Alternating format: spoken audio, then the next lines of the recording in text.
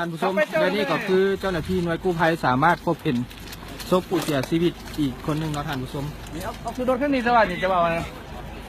เอาขึ้นนี่รถเด้อไปขึ้นไปทหารนั่น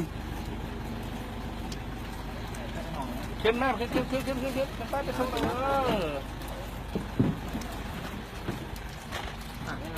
เขาไปพบเห็นที่ใส่ไว้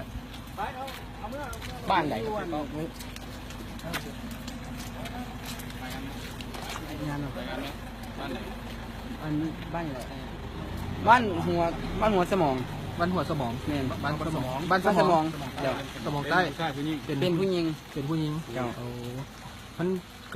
ไปพบอยู่กลุ่มไม้บริวารมันเป็นอยู่กองชิงอ่ะเพราะว่ามันไม่พัดมากองชิงอ่ะหุ่มไว้ละไม้ใหญ่สิโตไปโอ้ตาเขาว่าอยู่จักปีโมหูอายุเดี๋ยวตั้งพวกใหม่เครื่องยังติดเจอหรอเครื่องบ่มีวันนี้เจอมีจะเครื่องนุ่งเงินคลายคิงเดียวส่งค่าสารศพเนี่ยเอาไปเด้อผู้หญิงผู้ชายผู้หญิงจุดใดประเทศจุดใดอยู่ขายทางโค้งมันไปอีกมาวันมันมีเพิ่นฝังเจ้าและนั่นก็คือภาพที่ว่าเจ้าหน้าที่กู้ภัยสามารถไปพบเห็นศพผู้เสียชีวิตอีกหนึ่งคนเนาะท่านผู้ชมอยู่เขตบ้านสมอง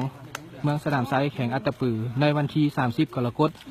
คม 2018 นี้เวลาประมาณ 12 โมงที่ว่าเจ้าหน้าที่ได้นำเอาออกมาจากจุดเกิดเหตุภัยน้ำท่วมเนาะท่านผู้ชมนายเรือเราบ่ใช่ไหมที่มาเมื่อกี้ขนโต๊ะมาบ่คนขับอยู่ไหนคนเรือคนขับเรือไปรับชุดผมที่เก่าเหรอ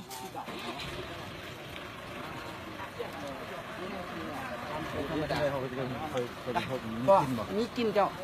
มีกินแล้วย่างไปย่างไปแล้วไปเห็นแล้วคนที่เขาเข้าไปเข้าไป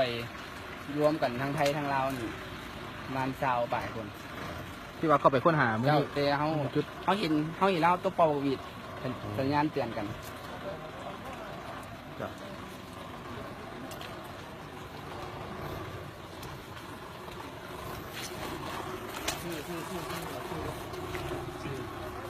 ชื่อเจ้าซื้อโบเล่นร้องมันข้าพเจ้าซื้อโบได้จากหน้าหน่วยกู้ภัยมูลนิธิงงสองสาม